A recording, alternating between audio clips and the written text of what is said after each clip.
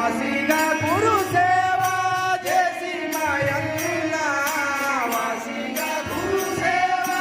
చేసి మాయన్న సేవా చేసి మాయన్న చేసి మాయన్న చేసి మాయన్న వాసిగా గురు సేవా చేసి మాయన్న